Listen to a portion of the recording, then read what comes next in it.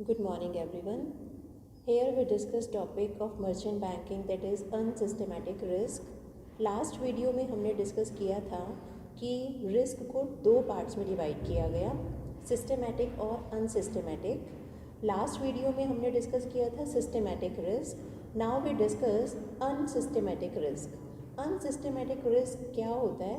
जो हमारे internal factors को अफेक्ट करता है या इंटरनल फैक्टर्स की वजह से अफेक्ट होता है, बट ये कंट्रोलेबल नेचर का होता है, जिसको हम कंट्रोल कर सकते हैं, और माइक्रो नेचर का होता है. क्लियर? यहाँ पर हम डिस्कस करेंगे different types of unsystematic risk. Different types में सबसे पहला रिस्क आता है बिजनेस रिस्क. बिजनेस रिस्क जिसको हम लिक्विडिटी रिस्क भी बोलते हैं, ये जो रिस्क है वो आपको बिज़नेस की वजह से फेस करना पड़ सकता है. अब बिज़नेस की वजह से कैसे? बिज़नेस में आपको पता है कि ट्रेड साइकिल्स भी आते हैं, या ट्रेड साइकिल्स या जो बिज़नेस में काम हो रहा है वो टेक्नोलॉजी को फॉलो करते हुए हो रहा है, और टेक्नोलॉजी में चेंज आ गया तो उससे बिज़नेस भी अफेक्ट हो गया. सेल अफेक्ट हुई किसकी वजह से? ट्रेड साइकिल्स की वजह से, बिज़नेस साइकिल की वजह से. ये जो बिज़नेस में रिस्क हमें फेस करना पड़ रहा है ड्यू टू बिज़नेस साइकिल और टेक्नोलॉजी चेंज, इसको हम क्या बोलेंगे? Business risk. दूसरा पॉइंट आता है आपका, अब ये जो बिज़नेस रिस्क है इसको फर्दर दो पार्ट्स में डिवाइड किया. Number one is asset liquidity risk. Asset liquidity, assets आपको पता है क्या होता है? आप जब अपने बिजनेस को रन कर रहे हैं या कोई भी ऑर्गेनाइजेशन को रन कर रहे हैं तो वहाँ पर आपको डिफरेंट टाइप ऑफ एसेट्स की भी रिक्वायरमेंट होती है. Plant and machinery, land and building, ये सब चीज़ें. अब सपोज़ आपने अपने ऑर्गेनाइजेशन में एक मशीनरी परचेज़ करी जिसको हम क्या बोल रहे हैं? एसेट. अब यहाँ पर हमारा पॉइंट क्या है? Asset liquidity risk. आपको पता होना चाहिए कि एसेट लिक्विडिटी रिस्क होता क्या है. ये आपको तब बियर करना पड़ता है, that means unable to sell the asset at an carrying cost. Carrying cost क्या होता है कि जो आपके एसेट की बुक वैल्यू थी, अगर आप अपना एसेट अपनी बुक वैल्यू से कम पर बेच रहे हैं, अपनी बुक वैल्यू के इक्वल नहीं बेच पा रहे हैं, तो वो रिस्क जो आपको फेस करना पड़ा, that is known as asset liquidity risk. अब दूसरा पॉइंट आता है इसी का, funding liquidity risk. Funding liquidity risk क्या होता है? ये आपको कब फेस करना पड़ता है? जब आपके ऑर्गेनाइजेशन में सफिशेंट फंड्स अवेलेबल नहीं होते हैं, और सफिशेंट फंड्स अवेलेबल ना होने की वजह से आपकी जितनी भी पेमेंट्स हैं, वो आप चाहे वो इंटरेस्ट पेमेंट्स हैं, चाहे वो डिविडेंड पेमेंट्स हैं, आप वो सब पेमेंट्स टाइम पर नहीं कर पा रहे हो, तो उसको हम क्या बोलेंगे? Funding liquidity risk. आज हमने टॉपिक स्टार्ट किया है अनसिस्टमैटिक रिस्क, और अनसिस्टमैटिक रिस्क में अभी हमने पहला पॉइंट डिस्कस किया है बिजनेस रिस्क. और बिजनेस रिस्क के अंडर आपने दो हेड डिस्कस किए हैं, asset liquidity risk and funding liquidity risk. Clear? अब आता है main second point, that is known as financial risk. Financial risk का दूसरा नाम क्या है? Credit risk. अब ये फाइनेंशियल रिस्क, फिनेंशियल मैनेजमेंट भी आप पढ़कर आए हैं, जिसमें आपने पहला टॉपिक ही क्या पढ़ा होगा, जहाँ पर हम कैपिटल स्ट्रक्चर को स्टडी करते हैं. तो ये रिस्क आपको किसकी वजह से बियर करना पड़ता है? अपने ऑर्गेनाइजेशन के कैपिटल स्ट्रक्चर की वजह से. अब आपको पता है एक आइडियल रेशो होती है इक्विडिटी और डिबेंचर में, दैट इज़ 2:1. अगर ये रेशो थोड़ी सी भी चेंज होती है तो इससे हमारे ऑर्गेनाइजेशन पे भी अफेक्ट आता है. तो ये जो आपके कैपिटल स्ट्रक्चर में फंड्स आते हैं वो कौन कौन से आ सकते हैं? ऑनर फंड, जिसको हम शेयर कैपिटल बोलते हैं. बोरोड फंड्स, जिसको आप लोन फंड्स बोलते हो. Number 3 is retained earning, example reserve and surplus. इन तीनों में थोड़ा सा भी अगर चेंज आता है तो उसका इफ़ेक्ट हमारे बिजनेस पर भी पड़ता है. इसकी वजह से, ये जो फंड्स की वजह से हमारे बिजनेस पर अफेक्ट पड़ता है, इस टाइप के रिस्क को हम क्या बोलते हैं? फाइनेंशियल रिस्क और क्रेडिट रिस्क. क्लियर? आगे फाइनेंशियल रिस्क को भी कैटेगराइज किया गया है, जिसमें फर्स्ट पॉइंट कौन सा है? Exchange rate risk. Exchange rate risk क्या होता है? एक्सचेंज, अब यहाँ पर आपको पता है ग्लोबलाइजेशन बढ़ रहा है, तो बिज़नेस को एक कंट्री के साथ ही नहीं, डिफरेंट कंट्रीज़ के साथ डील करना पड़ता है.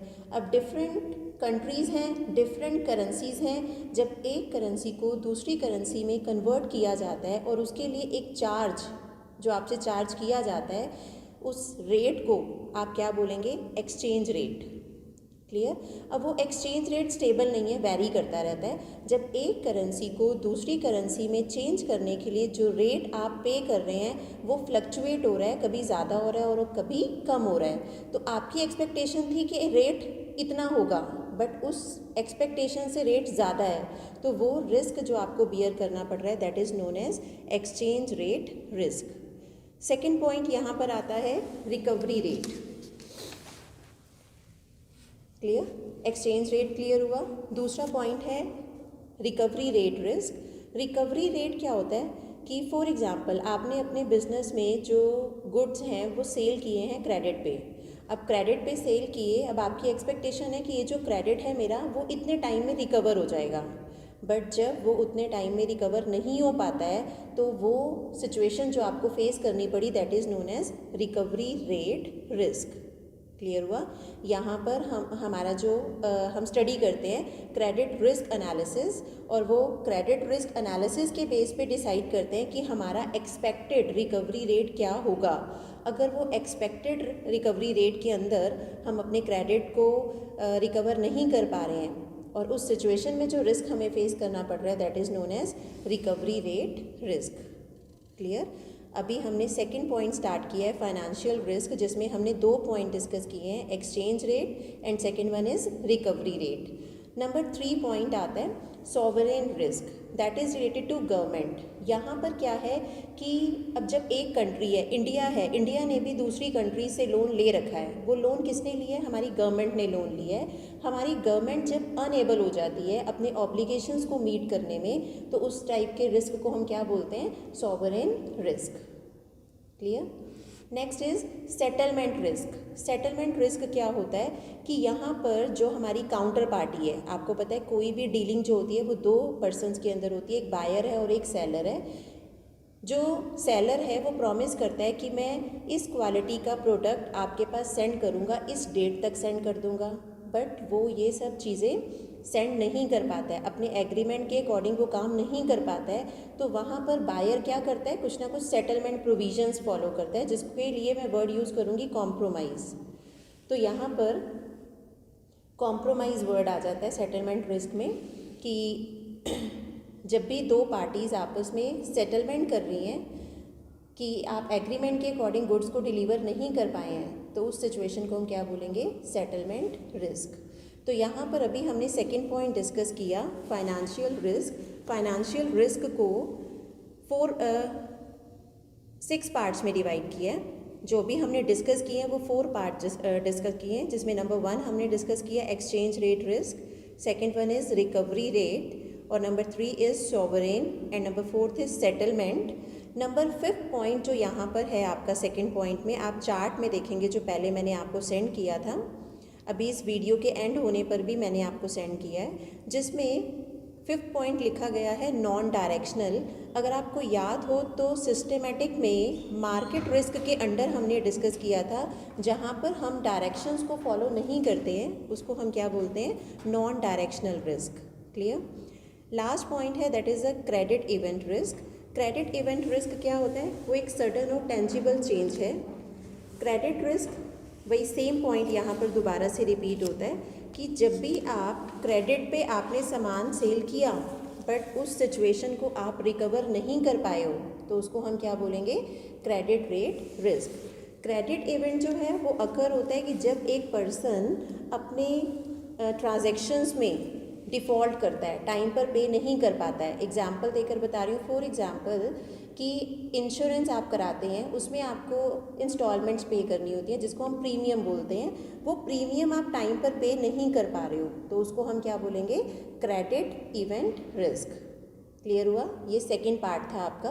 अब थर्ड पार्ट अनसिस्टेमेटिक का स्टार्ट होता है, that is a operational risk. Operations का मतलब वर्किंग सिस्टम, वर्किंग प्रोसेस। यहाँ पर आपके ऑर्गेनाइजेशन के इंटरनल प्रोसीजर क्या हैं, पॉलिसीज़ क्या हैं, वर्किंग सिस्टम क्या है, और ड्यू टू ह्यूमन एरर्स भी हो सकता है। तो ये सब रिस्क जो हमें फेस करना होता है उसको हम क्या बोलते हैं? Operational risk. जिसमें फर्स्ट रिस्क आता है मॉडल रिस्क। मॉडल रिस्क क्या होता है? अब मैं यहाँ पर एग्जाम्पल पहले देकर बताऊँगी। आपने स्टैट्स सबने पढ़ा है, स्टैट्स में हम फार्मूलाज यूज़ करते हैं। ऐसे ही जब हम रिस्क को कैलकुलेट करना होता है तो वहाँ पर हम मॉडल्स का यूज़ करते हैं। अब हर एक प्रोसेस के लिए आप मॉडल फॉलो कर रहे हो, वो मॉडल जो आप फॉलो कर रहे हो डिफरेंट टाइप ऑफ मॉडल्स हैं, किस टाइम पर कौन सा मॉडल आपको यूज़ करना है या कौन सा करना चाहिए, अगर इस चीज़ की नॉलेज आपको नहीं है तो वो मॉडल आप जो यूज़ कर रहे हो वो आपको एक्यूरेट रिजल्ट्स नहीं देगा और उसकी वजह से जो प्रॉब्लम आपको फेस करनी पड़ी that is known as model risk. Clear? अब सेकंड पॉइंट आता है यहाँ पर पीपल रिस्क। पीपल रिस्क नाम से ही आपको पता चल रहा है कि ये रिस्क आपको किसकी वजह से बियर करना पड़ा। ये वर्किंग प्रोसेस, जो पर्सन्स ने काम परफॉर्म किया उसमें प्रॉपर प्रोसीजर, प्रॉपर प्रैक्टिसेस को फॉलो नहीं किया, जिसकी वजह से ये बैड सिचुएशन आपको फेस करनी पड़ी, that is known as people risk. Next is legal risk. Legal risk क्या है? अब जैसे बैंकिंग को रेगुलेट करने के लिए बैंकिंग रेगुलेशन एक्ट है, इंश्योरेंस को रेगुलेट करने के लिए IRDA है। ये जो एक्ट्स बनाए गए हैं जिसमें रूल्स रेगुलेशंस बनाए गए हैं, वो रूल्स रेगुलेशंस में चेंजेस आते हैं, वो चेंजेस आपके फेवर में नहीं है, तो इस टाइप के रिस्क को आप क्या बोलोगे? Legal risk. इसी के जैसा ही नेक्स्ट पॉइंट है, that is a political risk. Political risk जहाँ पर गवर्नमेंट पॉलिसीज़ आ गई। अब आपको पता है पॉलिसीज़ जो हैं वो फेवरेबल भी हो सकती हैं और अनफेवरेबल भी हो सकती हैं। अगर फेवरेबल हैं तो वो आपके लिए अच्छा है, आपके सिचुएशन के लिए अच्छा है, आपके ऑर्गेनाइजेशन के लिए अच्छा है।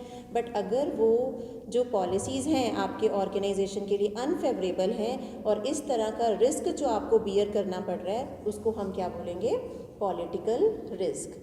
ये आपका रिस्क का टॉपिक था, अनसिस्टेमेटिक रिस्क। यहाँ पर इस वाले पॉइंट में मैंने क्रेडिट इवेंट भी बताया आपको।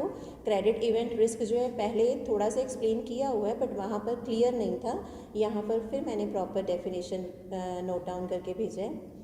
अब ये लास्ट स्लाइड में आता है टाइप्स ऑफ रिस्क, जिसमें पूरा टेबल बना हुआ है कि कौन सा रिस्क किसके अंडर आता है। ये सब पॉइंट्स हम डिस्कस कर चुके हैं। अगर किसी भी पॉइंट में कोई भी डाउट आता है तो आप मैसेज और कॉल करके पूछ सकते हैं। Thank you.